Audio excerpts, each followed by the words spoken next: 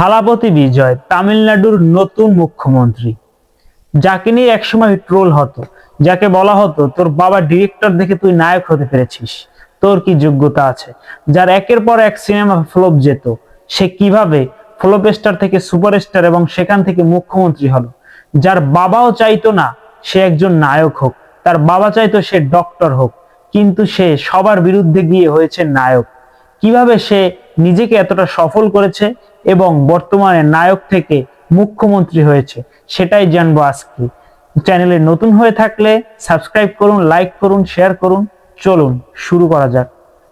1984 সালে বিজয় child actor হিসেবে কাজ শুরু করে তার বাবার সিনেমায়। 1992 সালে প্রথম লিড অ্যাক্টর হিসেবে সে কাজ করে, অর্থাৎ নায়ক হিসেবে সে কাজ করে।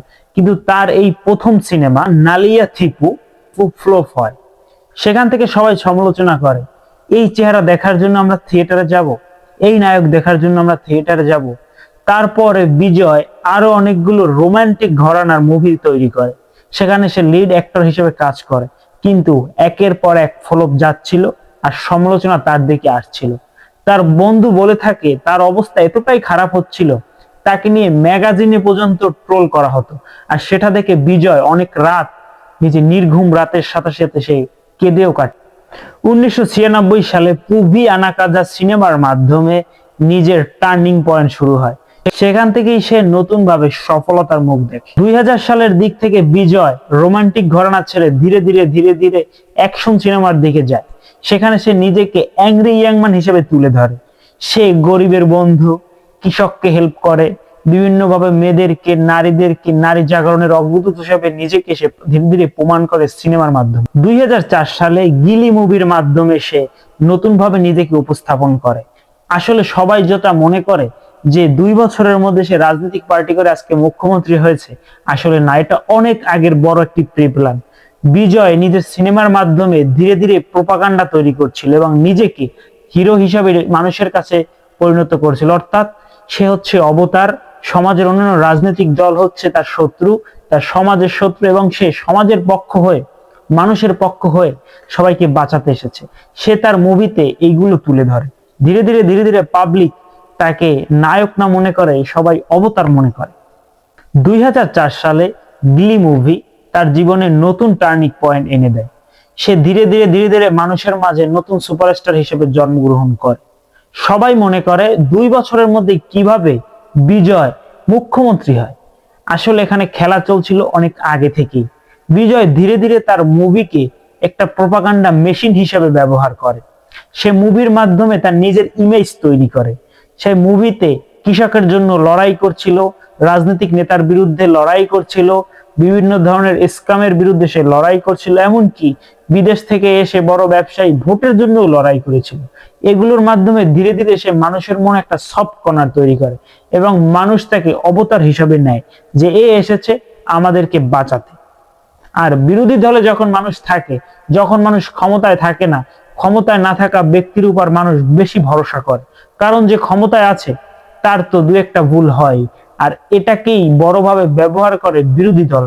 বিজয়ও সেটা করেছে। সে মুভির মাধ্যমে বর্তমান বাস্তবতা তুলে ধরতে চেয়েছিল এবং সরকারের বিভিন্ন ভুল তুলে ধরে সে মানুষের কাছে অবতার হিসেবে নিজেকে কঠিনভাবে তুলে ধরেছে। তবে সে তামিলে নিজেকে অন্যভাবে শক্তিশালী অবস্থানে নিয়ে যায়।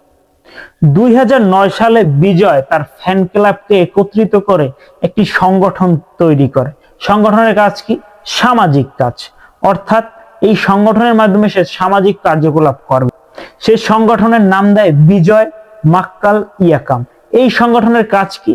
সে বিভিন্ন ধরনের ব্লাড ডোনেশন ক্যাম্প থেকে শুরু করে মানুষের প্রাকৃতিক বিপর্যয়ে তাদের পাশে দাঁড়ানো, শিক্ষার্থীদেরকে সে বিভিন্ন ধরনের স্কলারশিপের মাধ্যমে ধীরে ধীরে তরুণ প্রজন্মের উপর তার নতুন ধরনের ইম্প্যাক্ট পড়তে শুরু করে।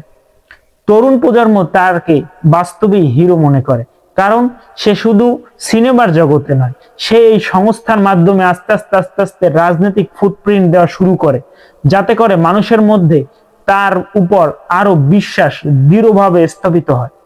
তাছাড়া বিজয় অনলাইনকেও নিজের একটা ওয়েপন হিসেবে ব্যবহার করে। সে তার নিজের এই ফ্যান ক্লাবের বা এই সংস্থার লোকদেরকে দিয়ে অনলাইনে তার জন্য বড় একটা ইমেজ ক্রিয়েট করে। বলা হয়ে থাকে আপনার ইমেজই হচ্ছে আপনার রাজনৈতিক সম্পদ বা আপনার ব্যক্তিত্বই হচ্ছে আপনার সম্পদ। বিজয় তার এই ব্যক্তিত্বকে মানুষের কাছে অনেক শক্তিশালী ভাবে তুলে ধরে। তার এই সংস্থা এতটাই শক্তিশালী হয় যে 2011 সালে বিজয় জয়ললিতার পার্টিকে সাপোর্ট করে এবং সে বিধানসভা নির্বাচনে জিতে মুখ্যমন্ত্রী। কিন্তু কথায় আছে মানুষ ধীরে ধীরে ধীরে ধীরে আগে চলে যায়। বিজয়ও তার ভুল করেনি। বিজয় থালাইবা মুভির মাধ্যমে 2013 সালে জয়ললিতার সাথে একটি বড় ধরনের কনফ্লিক্টে জড়ায়। কি কনফ্লিক্ট? সে তার মুভির মাধ্যমে প্রকাশ করতে চেয়েছিল যে নিউ লিডার আসছে, নতুন কেউ আসছে। জয়ললিতা এটাকে নিজের চ্যালেঞ্জ হিসাবে নেয় এবং সে মুভি থেকে শুরু করে সবকিছু আটকে দেয়। বিজয় তার সাথে কথা বলতে চাইলেও সে বিজয়ের সাথে কোনো ধরনের কথা বলে না। এমনকি তামিলনাড়ুর বড় অনেক ছাত্র সংগঠন থ্রেট দেয়, এই সিনেমা যে থিয়েটারে লাগানো হবে আমরা বোম দিয়ে সেই সিনেমা থিয়েটার উড়িয়ে দেব। সেখান থেকে মুভি আর রিলিজ করতে পারেনি বিজয়। এখান থেকে থালাপতি বিজয় তার প্রোপাগান্ডাকে আরো শক্তিশালী করে। সে প্রত্যেকটা মুভিতে একটি সোশ্যাল পলিটিক্যাল ভাষণ দিয়ে থাকে, একটি সোশ্যাল হিন্ট দেয়। প্রত্যেকটা সে পলিটিক্যাল মুভির মতো সে তার মুভিতে নতুন নতুন মেসেজ দেয় যে এই ভুল করছে সরকার, সরকার অমুক ভুল করছে, এই রাজনৈতিক পার্টি অমুক ভুল করছে। তার মাধ্যমে সে নিজেকে আরো আরো ধীরে ধীরে স্ট্রং করে নেয় এবং তার এই প্রোপাগান্ডার পার্ট হিসাবে সে মুভিতে নিজেকে অবতার হিসেবে প্রমাণ করে এবং সে দেখায় দেখো কৃষকের সাথে খারাপ কাজ হচ্ছে, এই দেশে নারীদের সাথে খারাপ কাজ হচ্ছে, আমি আসলে এইটা করে দিতে পারবো, আমি আসলে ওইটা করে দিতে পারবো, আমি জনগণের ভালো খেয়াল রাখতে পারবো। আর জনগণও ধীরে ধীরে তার উপর বিশ্বাস করে ফেলে। সাধারণত কি হয়ে থাকে, বিরোধী দলরা বিভিন্ন সভা সেমিনার করে পার্টির উপরে যারা বর্তমান ক্ষমতায় আছে তাদের বিরুদ্ধে কথা বলে, কিন্তু এখানে বিজয় খুব স্মার্ট ভাবে মুভির মাধ্যমে সরকার দলকে সবসময় কথা বলেছে। এর মাধ্যমে জনগণ তার উপর আকৃষ্ট হয়েছে। কারণ কি, সরকার দলের উপরে একটি সবসময় জনগণের ক্ষোভ থাকে, কারণ সরকারে আসার আগে যত কথা বলে সরকারের যাওয়ার ফলে বাস্তবতার ভিন্নতার কারণে সবকিছু ফুলফিল করতে পারে না। আর এটারই অ্যাডভান্টেজ উঠায় বিরোধী দল এবং এখানে থালাপতি বিজয় এই ভূমিকাই পালন করে। ধীরে ধীরে এই মুভিগুলো নিয়ে রাজনৈতিক পার্টির সাথে বিজয়ের ক্লাশ শুরু হয়।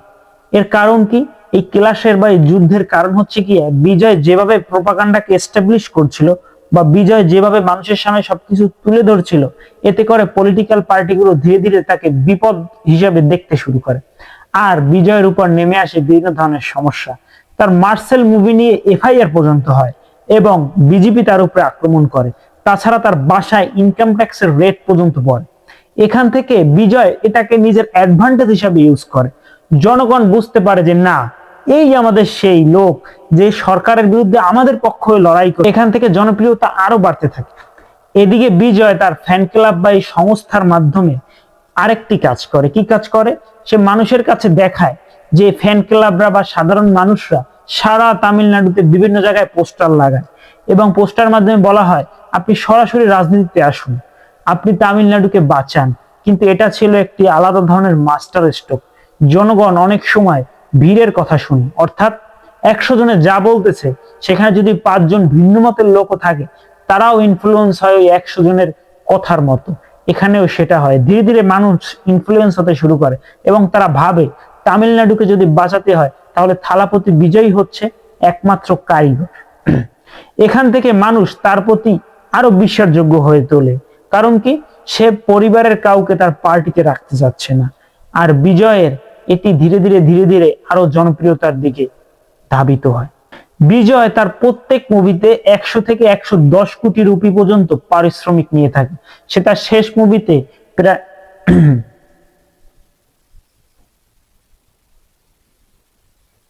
বিজয় প্রত্যেক মুভিতে 100 থেকে 110 কোটি রুপি পারিশ্রমিক নিয়ে থাকে। সে শেষ মুভিতে প্রায় 200 কোটির মতো পারিশ্রমিক নিয়ে থাকে। সে সবাইকে বলে আমি এখন থেকে সম্পূর্ণভাবে রাজনৈতিক কাজ করব। এখান থেকে বিশাল একটা রিস্ক নেয়, কিন্তু সে জানে যে পলিটিক্যাল গ্রাউন্ড অলরেডি তৈরি হয়ে গেছে এবং সে সম্পূর্ণভাবে রাজনীতি করার জন্য প্রস্তুত। তবে বিজয়ের এই যে বিজনেস বা এই যে মুভি তৈরি করা ছিল পৃথিবীর অন্যতম ক্যাম্পেইন। এখানে মানুষের মার্কেটিংও হচ্ছে। এখানে বিজয়ের যেমন মার্কেটিং হচ্ছে, উল্টো দিকে টাকাও দিয়ে যাচ্ছে। অর্থাৎ পৃথিবীর এমন রাজনৈতিক ক্যাম্পেইন করেছিল বিজয়, যেখানে জনগণ টাকা নেওয়ার বদলে টাকা দিয়ে যাচ্ছিল, আর বিজয় ধীরে ধীরে শক্তিশালী ও জনপ্রিয় হচ্ছিল। এর মধ্যে তামিলনাড়ুর লোকাল বডি ইলেকশনে থালাপতি বিজয়ের ফ্যানরা স্বতন্ত্রভাবে নির্বাচন করে এবং 169 জনের মধ্যে 115 জনই জিততে পারে। এখান থেকে সে অনেকটা ক্লিয়ার হয়ে যায় যে জেতার জন্য বা বড় নির্বাচন করার জন্য আমরা প্রস্তুতি নিতে পারি বা আমরা অলরেডি প্রস্তুত আছি। সে পার্টি লঞ্চ করে টিভিকে। 2024 সালে এই পার্টির প্রথম র্যালিতে পদদলিত হয়ে প্রায় 41 জন মারা যায় এবং 200-র মতো বেশি মানুষ ঘায়েল হয়। বিজয় থালাপতি তখন সেখান থেকে চলে যায় চেন্নাইতে। সে 48 ঘন্টার মতো কোনো কথাই বলে না। সে পরে 5 মিনিটের একটা ভিডিওতে বলে যে এই যে সমস্যা হয়েছে, এই যে মানুষ মারা গেছে, এর সাথে আমিও আমার পার্টির কোনো ধরনের কোনো কানেকশন নেই।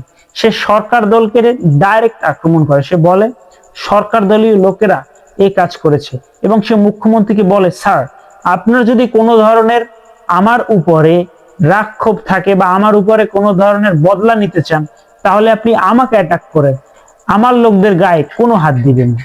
এটা একটা সেই লেভেলের পলিটিক্যাল গেম। অর্থাৎ আপনি কথার মাধ্যমে, আপনি ইমোশনাল ব্ল্যাকমেল বা ইমোশনাল সিস্টেমের মাধ্যমে জনগণকে নিজের কাছে করে নিয়েছেন। আপনি নিজের উপরে নিচ্ছেন জনগণের দোষ। অর্থাৎ বিজয় থালাপতির ভাষণের মাধ্যমে সে বোঝাতে চায় যে যত দোষ আপনি যদি আমার উপর ক্ষোভ থাকে আপনি আমার উপর নেন, আপনি জনগণের কাছে কেন নেবেন? এরকম রোমান্টিক ডায়লগ, এরকম সুন্দর ডায়লগের মাধ্যমে সিনেমায় যেভাবে মানুষকে আগ্রহ বাড়ানো যায় বা সিনেমার যেভাবে জনপ্রিয়তা পাওয়া যায়, সে রাজনীতিতেও এইরকম ডায়লগের মাধ্যমে জনপ্রিয়তা অর্জন করে। বিজয় বলে আমার পার্টি হবে অন্য লেভেলের, আমার পার্টি হবে সোশ্যাল জাস্টিস পূর্ণ, আমার পার্টিতে ধর্ম নিয়ে কোনো রাজনীতি থাকবে না, আমার পার্টিতে সব ধর্মের লোকেরা সমানভাবে বাঁচবে, সমানভাবে কাজ করবে, সমানভাবে নিজেদের অধিকার পাবে। সে কোনো ধরনের অন্য পার্টির সাথে অ্যালায়েন্স করতে চায়নি। সে বলে বিজেপি হচ্ছে ফ্যাসিস্ট পার্টি, আর যে পার্টি রয়েছে ডিএমকে, এরা হচ্ছে পয়জন।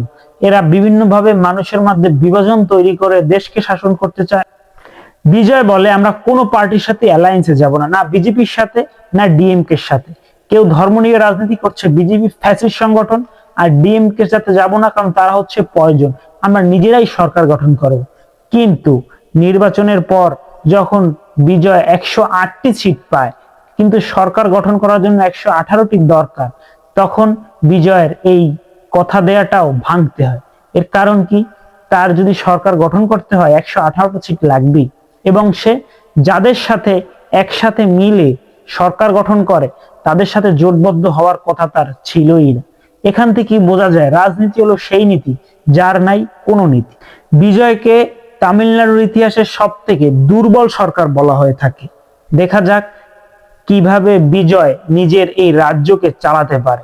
সিনেমায় ডায়লগ বা সিনেমার মাধ্যমে তো অনেক কিছুই দেখা যায়, বাস্তব রাজনীতিতে বিজয় থালাপতি কতটা সফল হয় সেটা দেখা যাবে সামনে। তবে আমরা চাই সে সফল হোক, কারণ সবাই চায় নিজ নিজ রাজ্য বা মানুষের বা এলাকার বা মানবতার জয়।